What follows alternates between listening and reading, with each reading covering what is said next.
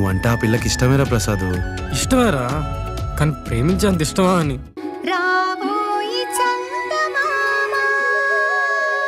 ఇప్పుడు నా పరిస్థితి ఏంటో నాకే అర్థం కావట్లేదు డాక్టర్. తను బతికినందుకు ఆనందపడాలా, మీరు చెప్పింది నమ్మి చంద్రిక భరత్ గారిని ఒప్పించి తాళి కట్టించినందుకు బాధపడాలా? ఇప్పుడు వాళ్ళని నేను మోసం చేశానంటున్నారు. మిమ్మల్ని డబ్బు పెట్టి కొనేసి మీతో అబద్ధం చెప్పించానని తిడుతున్నారు. ఇందులో నువ్వు చేసిందేమీ లేదు. నేను చెప్పింది అబద్ధం కాదు. నా ఎక్స్పీరియన్స్లో ఇలాంటి కేసు చూడలేదు. మెడికల్ టెర్మినాలజీలోనే షీస్ క్లినికల్లీ డెడ్. వెంటిలేటర్ తీయడానికి 10 రోజులు వెయిట్ చేశాం. ఆవిడ బ్రతకదని పూర్తిగా కన్ఫర్మ్ చేసుకున్నాకే ఆవిడ మెడలో తాళి కట్టడానికి ఒప్పుకున్నాను. ఆఖరి కోరిక అని మీరు రిక్వెస్ట్ చేస్తే ఆ టైంలో సరే అన్నాను. కానీ ఇలా జరుగుతుందనుకోలేదు. మీరు చెప్పింది నేను నమ్ముతాను డాక్టర్, కానీ ఆ చంద్రిక వాళ్ళు నమ్మడం లేదు. నేనే కావాలని చేశానంటున్నారు. చూడండి, నేనొచ్చి వాళ్ళకు నచ్చజెప్పమంటే చెప్తాను. ఇందులో నేనెవ్వరినీ మోసం చేసింది లేదు. కావాలంటే మెడికల్ ట్రీట్మెంట్ హిస్టరీ మొత్తం ఇస్తాను. మీరెక్కడికైనా వెళ్ళి చెక్ చేసుకోండి. ఒక్కోసారి మా సైన్స్కి అందని మిరాకిల్స్ జరుగుతాయి. శ్మశానంలో బ్రతికిన వాళ్ళు కూడా ఉన్నారు. అది ఎలా సాధ్యమంటే నో ఆన్సర్. సరే డాక్టర్, తనని ఎప్పుడు డిశ్చార్జ్ చేస్తారు? తనకి నిజం తెలిసేలోగా తనని ఇక్కడి నుంచి దూరంగా తీసుకువెళ్ళిపోతాను. మీరు కావాలి అంటే ఈ రోజు డిశ్చార్జ్ చేస్తాను. తీసుకుని వెళ్ళండి. ప్రిస్క్రిప్షన్ రాసిస్తాను. దాని ప్రకారం మెడిసిన్ ఒక 10 రోజులు వాడండి. She will be all right. అలాగే డాక్టర్.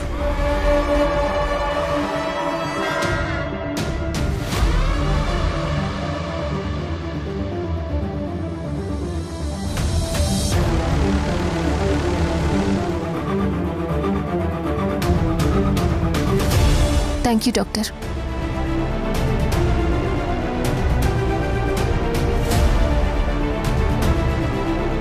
వెళ్ళిపోవాలి.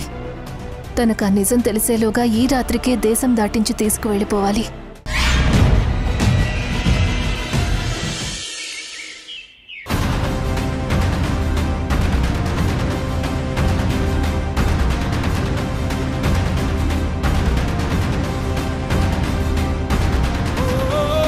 చంద్రిక, అమ్మ ముందు చెప్తే ఆవిడ ఇంకా టెన్షన్ పడుతుందని నా మనసులో మాటను చెప్పలేకపోయాను. కానీ ఇప్పుడు నీ ముందు చెప్పకపోతే ఆ టెన్షన్ నేను భరించలేను. ఏంటండి, ఏమైందో చెప్పండి. అదే చంద్రిక, అమ్మ బయటికి చెప్తున్నా నాకు మాత్రం లోపల టెన్షన్గానే ఉంది. నువ్వు చెప్పావని ఆ రుద్రాని మెడలో తాళి కట్టాను. కానీ ఇప్పుడు తను బ్రతికింది. తను బ్రతకడం సంతోషమే, కానీ ఆ తర్వాత జరిగే పరిణామాల గురించే చాలా భయంగా ఉంది. ఏంటండి మీరు భయపడ్డం ఏంటి? అయినా ఇది చాలా చిన్న విషయం. మీరు ఏ తప్పు చేయలేదు. అలాంటప్పుడు మీరెందుకు భయపడాలి? తప్పు చంద్రిక. భార్య ఉండగా ఇంకొక ఆడదాని మెడలో తాళి కట్టడం తప్పు కాదా? మీరింకా దాని గురించి ఆలోచిస్తున్నారా? అయినా మీరే నాకు చెప్పకుండా తాళి కట్టలేదు కదా. నేను కట్టమంటేనే కట్టారు. ఇందులో మీరు చేసిన తప్పే ఉంది చెప్పండి. తప్పు ఎవరిదైనా జరిగింది మాత్రం తప్పే కదా చంద్రిక. మొదటి నుంచి అమ్మ వద్దులే వద్దులే అని మొత్తుకుంటూనే ఉంది. కానీ నువ్వు మానవత్వం అనేసరికి ఏం మాట్లాడలేకపోయాను. కానీ ఇప్పుడు పరిస్థితులు చూస్తుంటే తెలియని భయం కలుగుతుంది. ఇప్పుడున్న పరిస్థితుల్లో నేను నోరెత్తి ఏమీ మాట్లాడలేను. ఎందుకంటే లా చదువుకున్న నేను ఒక భార్య ఉండగా మరో ఆడదాని మెడలో ఎలా తాళి కట్టావని ఎవరైనా అడిగితే ఏ సమాధానం చెప్పుకోలేను. ఇక ఏ క్షణంలో ఎలాంటి ప్రమాదం ముంచుకొస్తుందో, మళ్ళీ ఇంకా ఎలాంటి కష్టాలు అనుభవించాల్సి వస్తుందోనని కంగారుగా ఉంది చంద్రిక. అలాంటిదేమీ లేదండి. మీరు అనవసరంగా టెన్షన్ పడకండి. నేను చెప్తున్నాను కదా, ఏం జరిగినా నేను చూసుకుంటాను. ఓకే, ఇదిగోండి నేత్ర కాల్ చేస్తోంది. అక్కడ ఏం జరిగింది ఏంటో త్వరగా కనుక్కో. మీరు అనవసరంగా టెన్షన్ పడకండి. ఒక్క నిమిషం ఉండండి, నేను మాట్లాడతాను. సరే, స్పీకర్ ఆన్. హలో, చెప్పు నేత్ర. ఇప్పుడు రుద్రానికి ఎలా ఉంది? ప్రస్తుతం రుద్ర ఆరోగ్యం బాగానే ఉంది. తనకిక్కడ జరిగిందేదీ తెలీదు. నేను కూడా తనకేమీ చెప్పలేదు. ప్రస్తుతం రుద్ర మిమ్మల్ని చూడ్డానికి ఇష్టపడడం లేదు. మీ విషయంలో జరిగిన దానికి తను చాలా ఫీల్ అవుతోంది. అందుకే మీకు కనిపించినంత దూరంగా వెళ్ళిపోదామని నన్ను తొందర పెడుతోంది. తను కోరుకున్నట్లుగానే రుద్రాని ఇక్కడి నుంచి దూరంగా తీసుకెళ్ళిపోతాను. మీరేమీ టెన్షన్ పడకండి. హాస్పిటల్ ఫీజు అంతా నేను పే చేస్తాను. నోనో, అదేమీ అవసరం లేదు. ఆ బిల్ సంగతి మేము చూసుకుంటాము. చాలా థ్యాంక్స్ చంద్రిక గారు. అయ్యో, నాకెందుకు థ్యాంక్స్ చెప్తున్నావు? రుద్రాని విషయంలో ఎన్ని పొరపాట్లు చేసినా, ఎన్ని తప్పులు చేసినా క్షమించి తనకి ఏ ఆడపిల్ల చేయని సాయం చేశావు. నిజంగా నీది చాలా మంచి మనసు చంద్రిక. మీరు భరత్ గారు ఇద్దరూ బావుండాలి. మీరిద్దరూ సంతోషంగా ఉండాలని కోరుకుంటున్నాను. అందుకే రుద్రాన్ని తీసుకుని దూరంగా వెళ్ళిపోతున్నాను. మీరెప్పటికీ హ్యాపీగా ఉండాలి. బాయ్. అలాగే నేత్ర, నువ్వు ఎక్కడున్నా సరే రుద్రాణి గురించి నాకు మాత్రం ఇన్ఫర్మేషన్ ఇస్తూ ఉండు. Take care. బాయ్. చూసారా, అనవసరంగా టెన్షన్ పడ్డారు. నేత్ర ఏం చెప్పిందో మీరే విన్నారుగా. అన్నీ నెగిటివ్గా ఆలోచించకూడదండి. మన దగ్గరికి వస్తే సమస్య మళ్ళీ మొదలవుతుందని రుద్రాణియే దూరంగా వెళ్ళిపోతానని అంటోంది. మనల్ని కలవనీయకుండా నేత్ర దూరంగా తీసుకెళ్ళిపోతోంది. ఇక మనకేం ప్రాబ్లం ఉంటుంది చెప్పండి? మనం హ్యాపీగా ఉందాం. ఇప్పుడు చూడండి, రుద్రాణిని కాపాడడం వల్ల ఒక ప్రాణాన్ని నిలబెట్టామన్న సంతృప్తి మనకి మిగిలిపోయింది. Are you happy? అమ్మయ్యా, నిజంగా ఇప్పుడు నాకు చాలా హ్యాపీగా ఉంది. Thank God.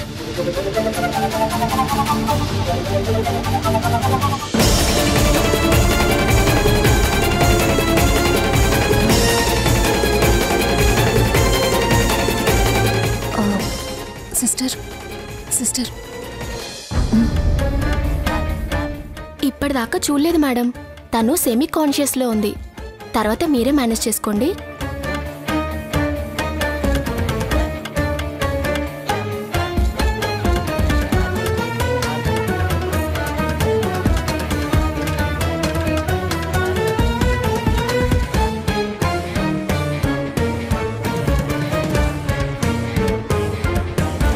రుద్ర, ఎలా ఉంది? ఓకే.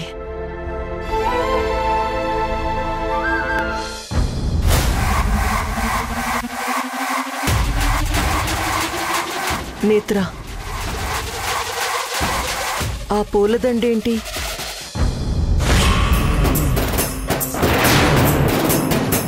ఇక్కడెందుకుంది?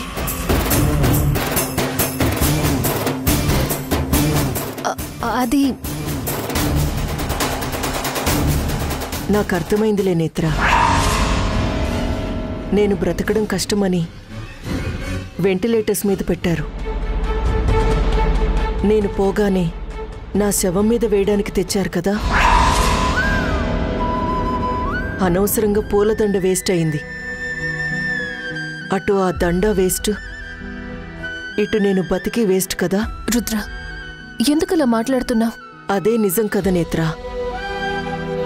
నా వల్ల నాకు ప్రయోజనం లేదు, నా వల్ల ఇంకొకరికి ఉపయోగం లేదు. పాడు జన్మ. ఆ దేవుడు ఇంకా ఎందుకు బతికించాడో. నేను పోవాలని ఎంతమంది కోరుకున్నారు, అయినా పోయే ప్రాణం నిలబెట్టాడు. ఏ ఉపయోగం లేకుండా దేవుడి భూమి మీద ఎవరిని ఉంచడు రుద్ర. మనకి తెలియని కర్మ ఏదో ఉంటుంది.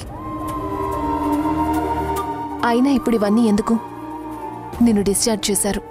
వెళ్దాం పద. నేత్ర, నేనిక్కడ ఉండలేను.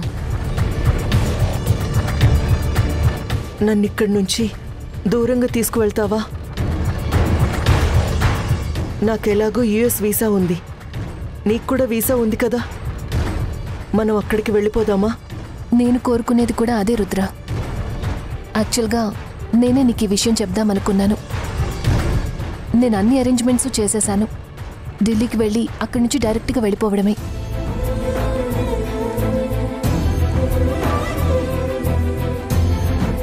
Hello Rudrani, how are you? నిన్ను బ్రతికించింది ఈ డాక్టరే రుద్ర. Thanks to her. ఎందుకు డాక్టర్ నన్ను బతికించారు? అదేంటి అలా అంటావు? నేను బతకడం వల్ల అందరూ బాధపడేవాళ్లే, సంతోషించేవాళ్లు ఎవరూ లేరు.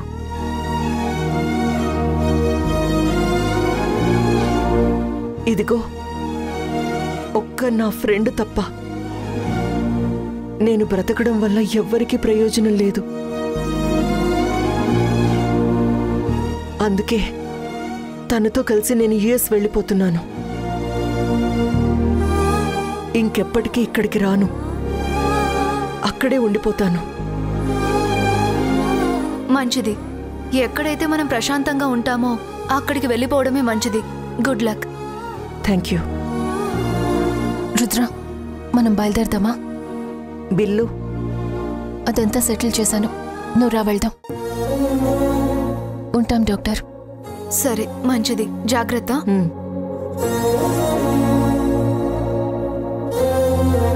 రుద్ర.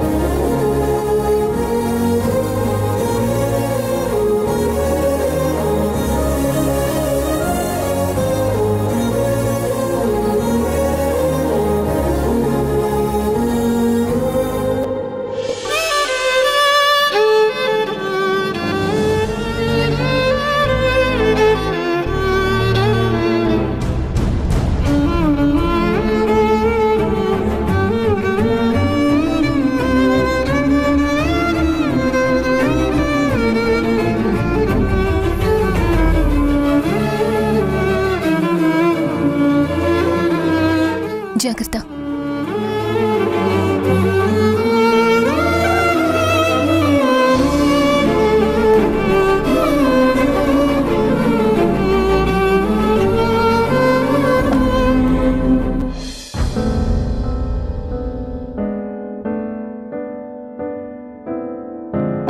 డ్రైవర్, డైరెక్ట్గా ఎయిర్పోర్ట్కి పోనీ. చూపు నిన్ను చేరాలని, శ్వాస నిన్ను తాకాలని, ప్రేమే నిన్ను కోరి కదిలేనురా. మాట ఏదో చెప్పాలని, మౌనమంతా దాటాలని, పరుగై నిన్ను చేరవచ్చేనురా.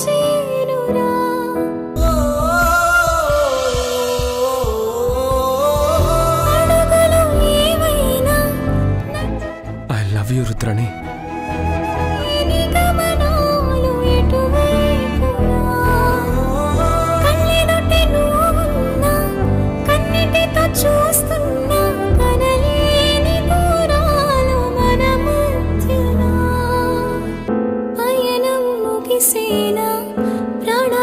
సెలవేనా నీ ప్రేమ ఈ జన్మకి ఓ గురుతేనా.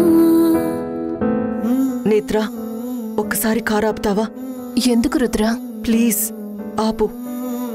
సరే డ్రైవర్, ఒకసారి కారు ఆపు.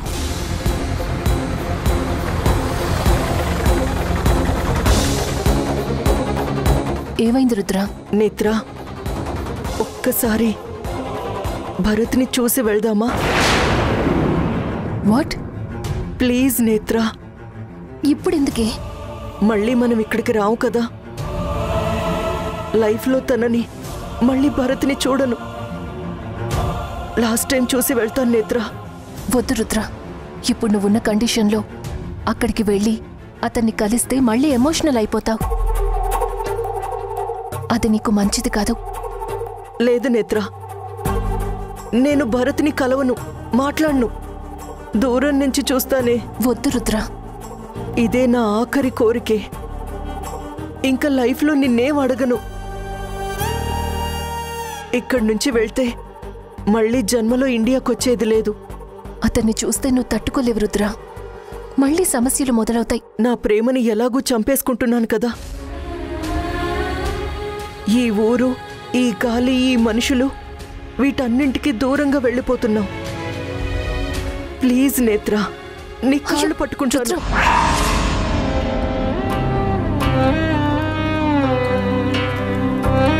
సరే, దూరం నుంచి చూసొచ్చేయాలి. అలాగైతేనే వెళ్దాం. అలాగే. డ్రైవర్, కార్తీ.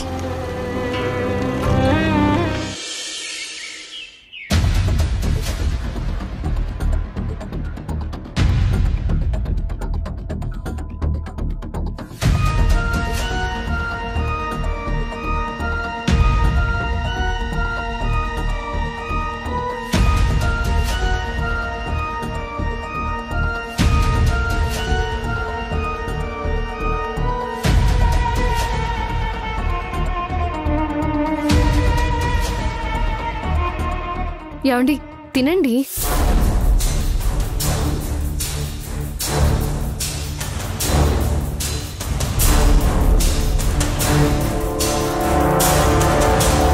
ఏమండి, భోజనం చేయకుండా ఏం ఆలోచిస్తున్నారు? భోజనం చేయండి. అత్తయ్యా, అత్తయ్యా, రండి భోజనం చేద్దురు గాని.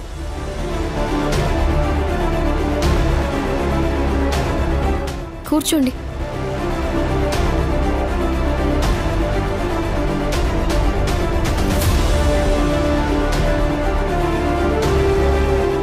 వడ్డించిన అత్తయ్య.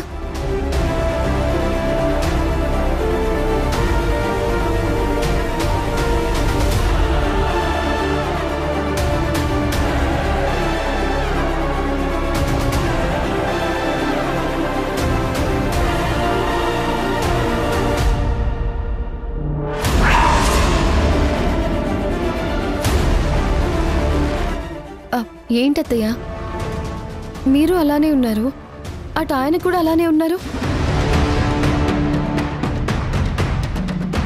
మీరు డల్గా ఉంటే ఆయన కూడా డల్ అవుతున్నారు. చూడండి,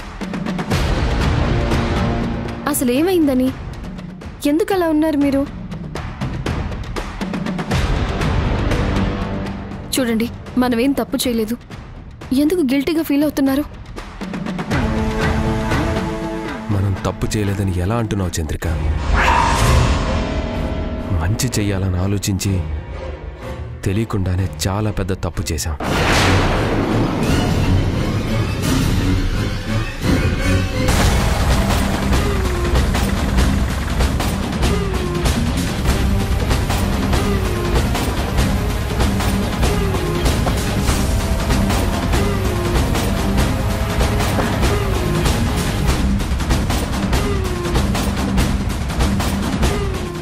రుద్ర, నువ్విక్కడే ఉండు. నేనే భరత్ని బయటికి తీసుకొస్తాను, సరేనా?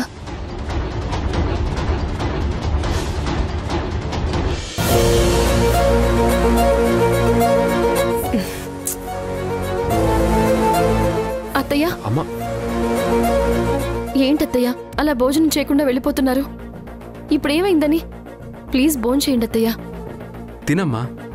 ఏ క్షణంలో ప్రమాదం ముంచుకొస్తుందో తెలీదు. ఇక ప్రశాంతంగా తినమంటే నా వల్ల కావడం లేదు. నువ్వేమో వద్దన్న పని చేశావు. అక్కడ ఉంటే ఏం జరుగుతుందో అని నేను మిమ్మల్ని ఇక్కడికి తీసుకొచ్చేశాను. అక్కడ ప్రమాదం ఆ రుద్రాణి రూపంలో అలాగే ఉంది. లేదత్తయ్య, నేత్ర రుద్రాణిని తీసుకుని వెళ్ళిపోతున్నాను అని చెప్పింది. ఈ పాటికి వాళ్ళు వెళ్ళిపోయే ఉంటారు.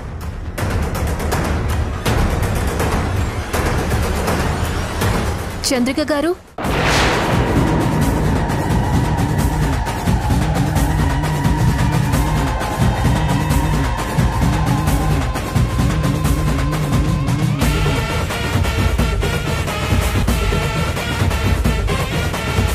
నేత్ర, నువ్వేంటి ఇక్కడికి వచ్చావు?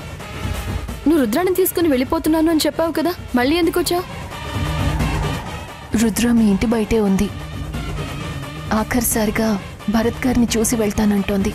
అందుకే వెళ్ళిపోతోంది ప్రాణమే, కనబడుతోంది శూన్యమే, వదిలెళుతోంది గాయమే, కన్నీటి జ్ఞాపకమే వెలివేసింది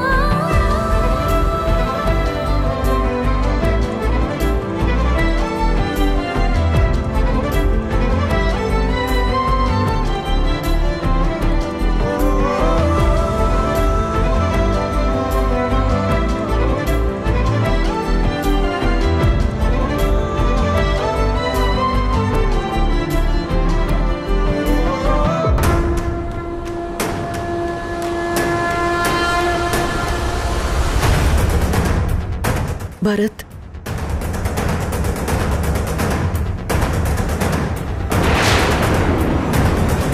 నిన్ను చాలా ఇబ్బంది పెట్టాను. ఇప్పుడు కూడా ఇక నేను నిన్ను చంద్రికని ఇబ్బంది పెట్టను. వెళ్ళిపోతాను. మళ్ళీ కనిపించినంత దూరంగా వెళ్ళిపోతాను.